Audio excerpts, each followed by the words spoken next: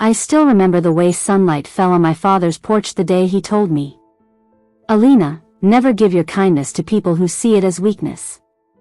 At the time, I laughed softly. I was young, in love, and thought the world would always return what I gave it.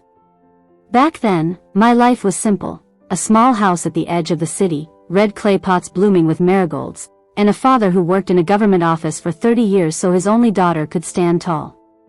My mother had passed when I was 16, leaving me with recipes scribbled in old notebooks and a father who tried to smile even when his eyes looked tired. He used to say, "You're my little soldier, Alina. You'll face the world with grace." And I believed him. After my father passed away a few years later, he left me not just his words, but something far more valuable. A small inheritance, a lifetime of his savings, 2 pieces of land on the city outskirts, and a modest jewelry set that had once belonged to my mother. He'd built it quietly, piece by piece, without telling anyone how much it truly was. To me, it was a symbol of his love, not just money. And then, as life often does, it brought me Ryan. It started at a friend's engagement party. The music was too loud, the lights too bright, but amidst all the noise, I noticed him, tall, composed, and with that easy kind of smile that makes you feel seen. He was helping his aunts serve drinks, joking with kids, and I remember thinking, he's kind. That's how it begins, doesn't it? With one impression, one spark, one assumption of goodness. We talked briefly that night. He told me he ran a small business with his mother, a family venture that made handmade decor. I told him about my father's dream for me to someday open a small boutique. He said, "You'll do it. You have that light in you." Those words stayed with me longer than I expected.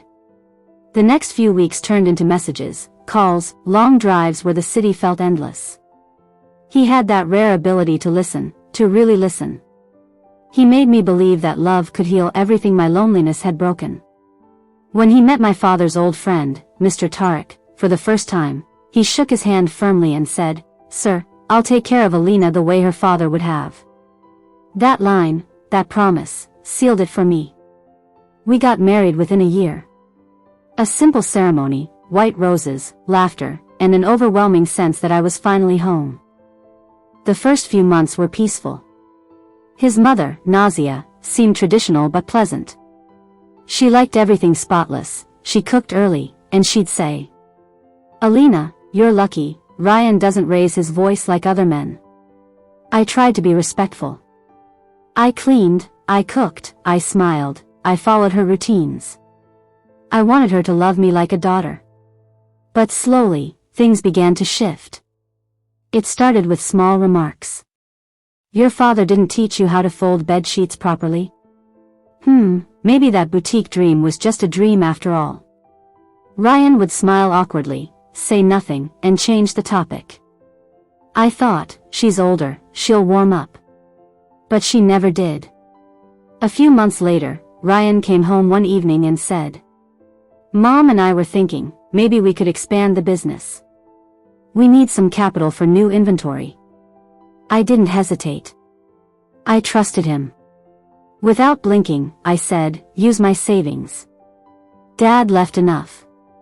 Let's build our future." His eyes softened. He hugged me and said, "You're amazing, Alina. I'll never forget this." And that night, I slept with peace in my heart, believing I had invested not in a business, but in love. Weeks turned into months.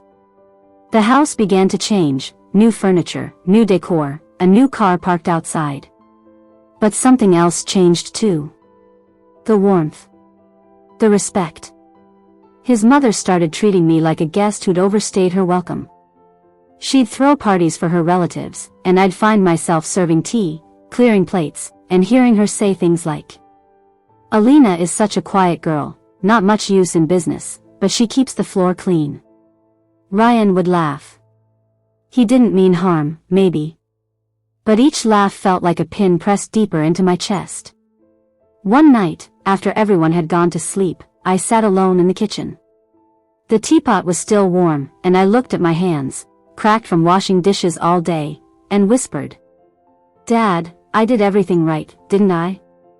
By the time our first anniversary came around, the distance was unbearable. Ryan was more interested in work dinners and business trips. When he was home, he scrolled through his phone. One afternoon, while folding laundry, I overheard his mother on a call. She gave her money willingly. Now at least my son can live properly. What else did she expect? A say in the business? That line burned. I sat down, shaking, clutching one of Ryan's shirts, realizing that everything I had given, the money, the jewelry, my trust, had been taken, not shared. They didn't see me as family. They saw me as a means. Still, I stayed silent. Because that's what women are taught: be patient, he'll change. But I was beginning to realize something. Love, when built on silence, rots.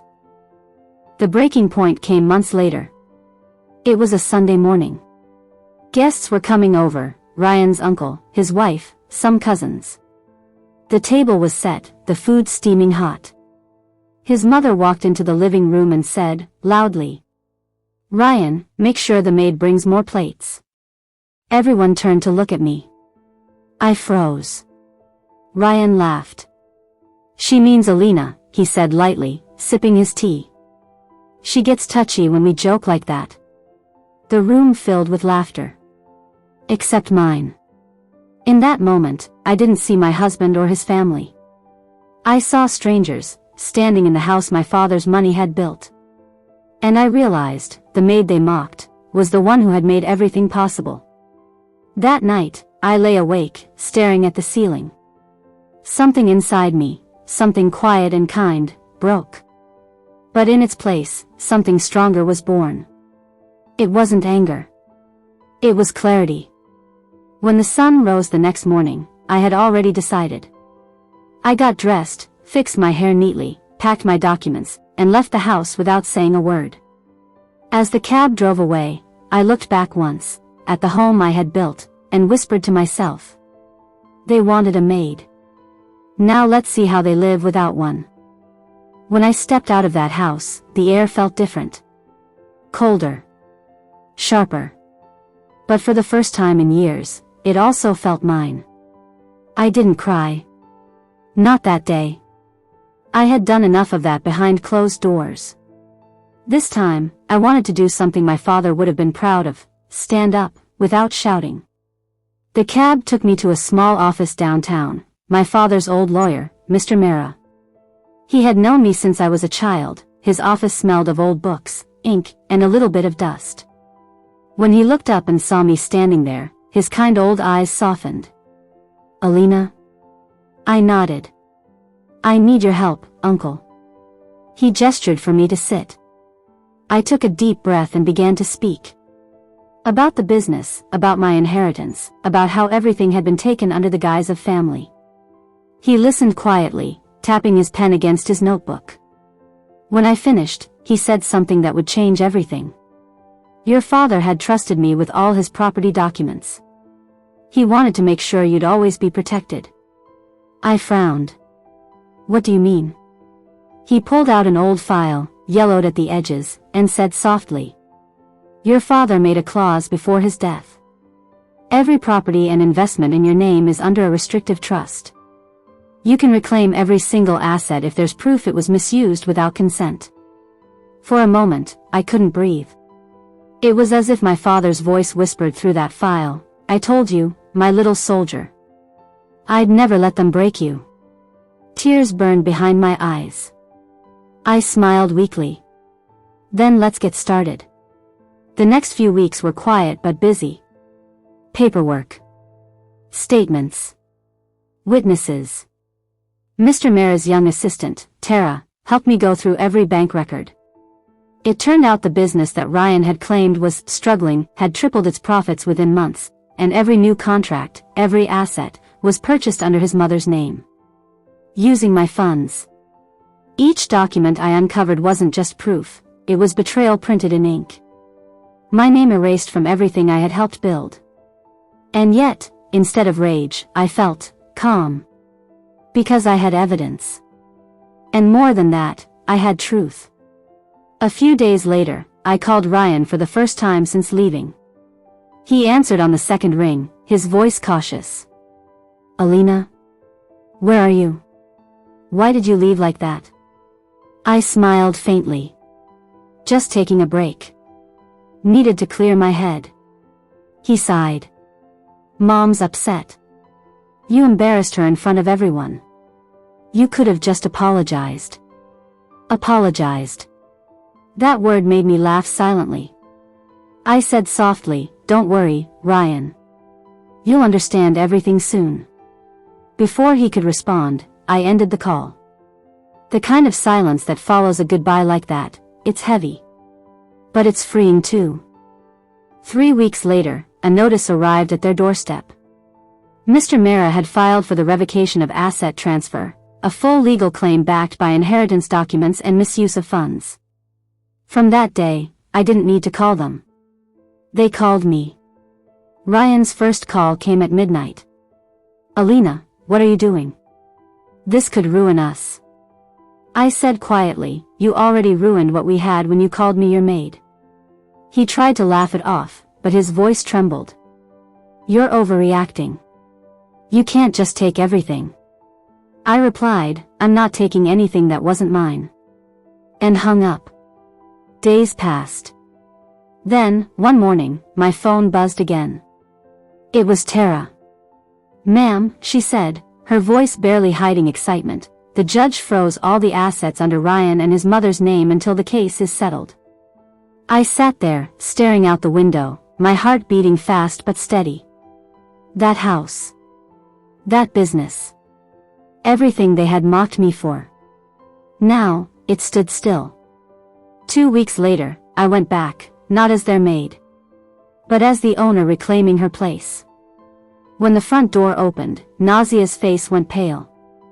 Ryan stood behind her, wearing the same confusion that I used to wear every day in that house. I stepped inside slowly, my heels clicking on the marble floor. For a second, no one spoke.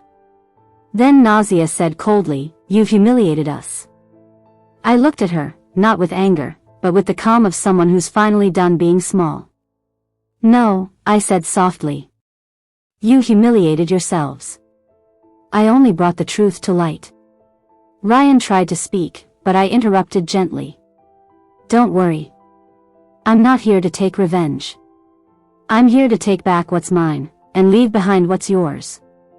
I walked through that house, every corner still filled with memories, laughter, pain, and collected only what I'd come for. Documents. My mother's jewelry. The keys my father had given me. As I turned to leave, I paused by the door and said quietly, you taught me what love without respect looks like. But don't forget, I also learned what strength looks like, because of you. Then, without another word, I walked away. The morning after the argument, Maya woke up to the sound of silence, an eerie, heavy silence that clung to the air like fog. The mansion, usually filled with servants, footsteps, and her mother-in-law's endless instructions, was quiet. Even the ticking of the clock felt louder than usual. Maya sat at the edge of her bed, staring at the empty side where her husband, Armin, used to sleep. He hadn't come home last night. She tried to call him once, then twice, no answer. But Maya wasn't the kind of woman who waited anymore. Not after what had happened. She stood up, took a deep breath, and walked toward the mirror. Her eyes were puffy, but sharp. There was pain, yes, but underneath that pain, there was power. No more tears, she whispered. Today, I rise. Downstairs, she found her mother-in-law, Shabana, sitting in the lounge, sipping tea. Did you sleep well, maid? Shabana sneered. Maya smiled calmly. Yes, mother, she replied softly. I slept very well, knowing today will be a beautiful day. Shabana frowned, sensing something unusual. But before she could speak, a sharp knock echoed through the marble hallway. Maya turned toward the door and said, that must be the lawyer. When the lawyer entered, both Shabana and the house manager looked puzzled. Maya walked to him confidently, her silk robe flowing behind her like a queen's cloak. Mrs. Malik, the lawyer greeted. Everything is prepared as you requested. Maya nodded. Good. Let's begin. Within minutes, legal papers were laid out on the grand dining table. The documents were thick: transfer deeds, ownership rights, bank statements, proof that everything the Malik family had been living off actually belonged to Maya. The mansion. The business. The cars. Even the land beneath their feet. All of it had been bought with Maya's inheritance. Shabana's teacup fell from her hand, shattering against the floor. What is this nonsense? She hissed. Maya turned to her, her voice calm but cutting. It's not nonsense, Mother. It's reality. The same reality you mocked every day. Just then, Armin walked in, looking exhausted and slightly hungover. What's going on here? He demanded. Maya didn't even flinch. You should sit, Armin. You'll need to hear this carefully. The lawyer handed Armin a letter, the ownership transfer document signed months ago when Maya had trusted him blindly. She had signed over temporary management rights to him during her father's illness. But while Armin thought it gave him control, Maya's lawyer had ensured she retained all ownership. Armin's face paled as he read the fine print. This can't be right. Oh, it's very right, Maya said softly. You see, while you were laughing at me for being just a woman, I was securing every paper with my lawyer. Every property, every account, all under my name. I built this empire with my father's inheritance, and I let you run it thinking you were helping me. But all along, you were helping me keep it safe. Shabana stood, furious. You ungrateful witch. We took you in, treated you like family. Maya turned to her slowly. You treated me like a maid in my own house. You called me names, made me cook, clean, and obey, while I owned every tile in this mansion. So tell me, Mother, who took whom in? The lawyer handed Maya another envelope, eviction notices. You have 24 hours to vacate the property, Maya said. Both of you. Armin slammed his hand on the table. You can't do this. Maya looked him straight in the eyes. I already have. For the first time, Armin realized the woman he'd mocked, belittled, and ignored was far stronger than he ever imagined. The same woman who once looked at him with love now looked at him with quiet authority, a woman who had nothing left to lose and everything to reclaim. Shabana's voice trembled. Where will we go? Maya took a deep breath, her heart pounding, but her voice steady. You'll figure it out, just like I had to figure out how to survive when you left me broken. Then she turned to the lawyer. Please ensure they take only their personal belongings. Everything else stays. As the lawyer nodded and began making calls, Maya walked out to the balcony. The morning sun spilled across the garden she once tended herself. She remembered watering the roses when she was newly married. Armin would come out, coffee in hand, pretending to help.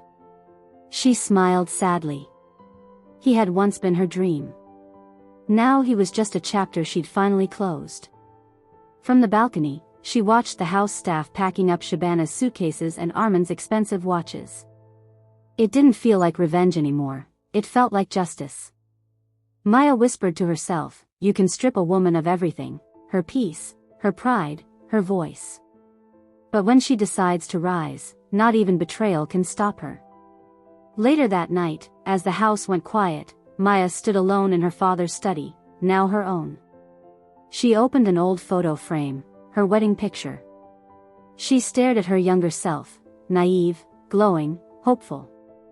I'm sorry I let you go through that, she said softly to her reflection. But we made it. We took back what was ours. Then she placed the photo in a drawer and locked it away. That night, for the first time in years, Maya slept peacefully, not as someone's wife or daughter-in-law, but as a woman who had finally reclaimed her life. And when the morning sun broke through the windows, the lawyer called again. Mrs. Malik, the media wants your statement. They're calling it, the House of Betrayal. Maya smiled faintly. Tell them the truth, she said. It's not betrayal, it's awakening. The morning after the eviction, the mansion stood eerily quiet. The echo of footsteps and angry voices had faded, replaced by calm, the kind of calm that comes after a storm that destroyed everything fake. The servants whispered in corners, unsure of what would happen next. The woman they once saw humiliated in her own house now walked through the halls with the poise of a queen. Maya wore a crisp ivory silk sari that morning. Her hair was tied in a neat bun, her eyes calm but sharp. She sat at the breakfast table alone, reading the newspaper. On the front page, bold letters screamed. Betrayed heiress takes back everything, husband and mother-in-law evicted overnight. Maya smiled faintly. She had expected this, the media loved a scandal. But beneath the drama, the truth was finally visible, a woman wronged had stood her ground. Her phone buzzed. It was her lawyer, Rayhan. "Mrs. Malik, your story is spreading fast. Business investors are calling again. They want to meet you personally." "Good," Maya replied calmly. "Tell them I'll handle everything myself from now on." Days passed, and the house slowly began to breathe again. Maya hired new staff, people who treated her with respect. She converted the massive living room into a design studio, filling it with sketches, plans, and fabric samples. Her late father had always dreamed of starting a luxury clothing line. Now she would make that dream real. Every day, she worked late into the night, surrounded by papers and memories. Sometimes, she would pause and look at the empty chair across from her, the chair where Armin once sat, pretending to be her business partner, when in truth, he had been her biggest obstacle. But Maya didn't dwell on pain anymore. She was rebuilding not just her business, but her spirit. Meanwhile, on the other side of the city, Armin and Shabana were living in a small rented flat.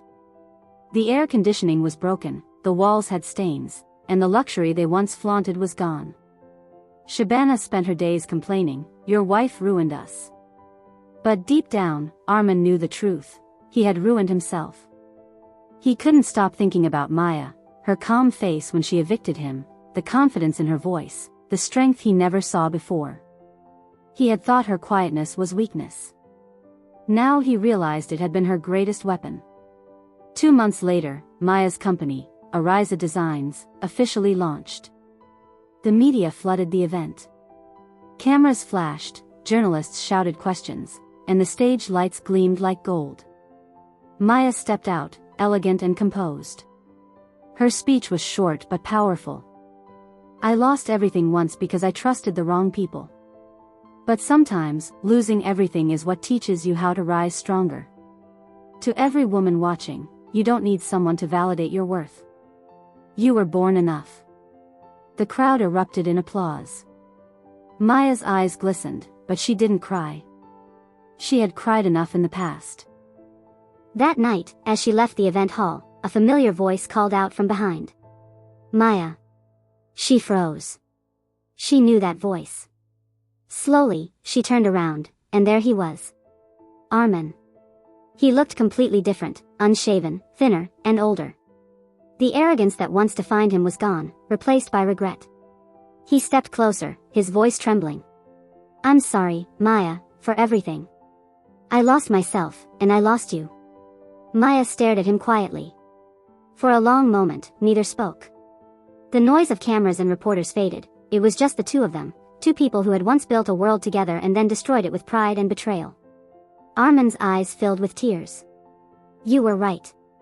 I didn't deserve you. I was blinded by ego, by my mother's words. Please, give me one more chance to make things right." Maya took a deep breath. "Do you even know what right means anymore, Armin?" He lowered his head. "I know I can't undo what I did. But I want to try. I'll leave everything behind, the business, the name, just give me a chance to earn your forgiveness." There was silence. Then Maya said softly, "Forgiveness isn't something you earn, Armin. It's something you're given when the other person decides to heal, not for you, but for themselves." Armin's voice broke. "Does that mean you'll forgive me?" Maya looked into his eyes. "I already have. But forgiveness doesn't mean I'll go back to the same place where I was broken." Her words hit him harder than any slap could. Tears rolled down his cheeks. "You've changed," he whispered. Maya smiled sadly. No, Armin. I finally became who I was supposed to be. That night, Maya went home and stood on the balcony, gazing at the city lights. She thought of her father, her pain, and the woman she had become. Somewhere in the distance, fireworks burst in the sky, bright, loud, free. Her assistant, Zara, walked up behind her. "Ma'am, everyone's talking about your story. They're calling you the queen who rose from betrayal." Maya chuckled softly. "Queen, maid, wife, call me whatever they want. I just know one thing, I never needed a crown to be powerful." She looked up at the stars, countless tiny lights shining through the darkness, and whispered, "Thank you, God, for making me lose everything that wasn't meant for me." Months later, Maya received a letter in the mail. It was from Armin. Inside, there was no plea, no drama, only a note that read, "You taught me what love truly is, not control, not ownership, but respect. I'm rebuilding my life, this time with humility. Thank you for freeing me." Maya smiled softly. She folded the letter, placed it inside her diary, and whispered, "Redemption is the most silent form of love." And with that, she stepped into her new life, stronger, kinder, and finally free. The months passed quietly after that last letter. Maya's life had changed completely. The mansion once filled with whispers of cruelty now echoed with the hum of creativity and laughter. Her fashion line, Ariza Designs, had become a symbol of strength and elegance, empowering women who had faced betrayal and loss. Every day, new faces walked into her office, survivors, dreamers, mothers, daughters, each carrying stories of pain and hope. Maya listened to them with compassion, guiding them not as a boss, but as someone who had once been broken and rebuilt herself. But one morning, something unexpected arrived, an envelope without a return address. Inside was a court notice. A former investor, once secretly connected to Armin's old business circle, was suing Maya's company for breach of ownership. The documents claimed that the business concept, logo, and launch funds originally belonged to Armin. Maya's heart sank. It was a dangerous move, not just financially, but reputationally. If proven true, she could lose everything she had built. She immediately called Rayhan, her lawyer. "Who filed this?" she asked sharply. Rayhan sighed. "It's under a shell company, but I think Armin is behind it." Maya froze. For the first time in months, anger replaced peace. "After everything, he still wants to destroy me?" Rayhan nodded grimly. "It seems someone's trying to take revenge, but I'll dig deeper." That night, Maya couldn't sleep. She walked around her home, her bare feet brushing against the cool marble. The house was silent, but her mind wasn't. Had Armin really fallen so low again? Had he forgotten everything he wrote in that letter, the humility, the remorse? As she stood by the window, her thoughts were interrupted by a knock on the door. It was late, past midnight. Her security guard's voice came from outside. "Ma'am, someone's here to see you, says it's urgent." Maya frowned and walked toward the gate. And there he was, Armin. But this time, he didn't look defiant or angry. His face was pale, his shirt wrinkled, his hands trembling. "Maya," he said, breathless, "please, you need to listen to me." She folded her arms. "Why are you here? To finish what you started?" He shook his head desperately.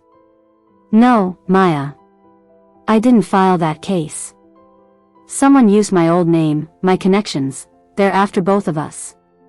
Her eyes narrowed. "After both of us?" "Yes," he said, pulling out documents from his bag. "It's my former partner, Tariq. Remember the one who used to visit our house when we were together? He forged my old business papers. He wants your brand, and he's using my name to get it legally." Maya stared at the papers, then at him. Her instincts told her he wasn't lying, not this time. His voice trembled, his eyes were filled not with arrogance, but genuine fear. "I came because I couldn't let you lose what you built," Armin said quietly. "Even if you never forgive me, I couldn't let someone hurt you again because of my past." The next few days turned into a blur of meetings, legal calls, and tense silence. Armin worked with Rayhan behind the scenes, digging through records, tracking Tarek's fake accounts, and collecting proof. For the first time, Maya saw a version of Armin she had never known, humble, patient, working silently without expecting praise. He didn't ask to stay in her house, didn't eat with her, didn't speak unnecessarily. He simply worked, like a man trying to undo the damage his past self had caused. At night, she often found him asleep on the office couch, surrounded by papers and empty coffee cups. She would quietly cover him with a blanket, then walk away before he could wake up. Some wounds were healing, silently, naturally. Weeks later, during the court hearing, Armin stepped forward before the judge. "Your Honor," he said, his voice steady, "the claim that I or my company own Ariza Designs is false. These documents," he held up a thick folder, "prove that Tarek and his partners forged my signature and misused my business ID. I am here to clear my name and to protect Maya Malik, who has done nothing but build her company from her own inheritance and vision." The courtroom murmured. Maya looked at him, truly looked at him, and saw not the arrogant husband who once mocked her, but a man who had finally learned what respect meant. The judge examined the evidence and slammed the gavel. Case dismissed. Ariza Designs remains the sole property of Mrs. Maya Malik. Tears welled up in Maya's eyes. Justice, once again, had found its way through pain. After the hearing, she approached Armin outside the courthouse. He stood silently, avoiding her gaze. "You didn't have to do this," Maya said softly. He smiled weakly. "I owed it to you. To the woman who taught me what dignity looks like." There was a long silence. Then Maya said something she never thought she would say again. "Would you like to come home for dinner? Not as my husband. Just as someone who's trying to do better." Armin's eyes widened, then softened. "I'd like that." That evening, for the first time in years, they sat at the same dining table.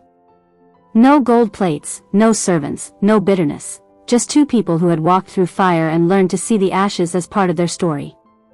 Over dinner, Armin said quietly, "Maya, I'll be leaving for another city soon. A new job, a smaller place. I don't expect anything from you. But thank you, for giving me a chance to make peace." Maya smiled gently. "You know, Armin, forgiveness isn't something you ask for. It's something you grow into. You've finally done that." He nodded, eyes glistening. "Maybe that's the real love we never understood." Maya looked at him for a long moment and said softly, "Maybe losing everything was the only way for us to find who we truly were." Years later, Maya's company expanded globally. At the launch of her Paris branch, reporters asked, "Mrs. Malik, what's the secret behind your success?" She smiled faintly. "Forgiveness. It doesn't rebuild what's broken, but it rebuilds the person who was broken." Somewhere, far away in another city, Armin watched the interview on an old TV in a modest apartment. He smiled, proud, at peace, and finally free from guilt. He whispered to himself, "She won, just like she was meant to." Moral: betrayal may break the body, but redemption heals the soul. Sometimes, life's cruelest chapters are written only so forgiveness can become the most beautiful ending of all.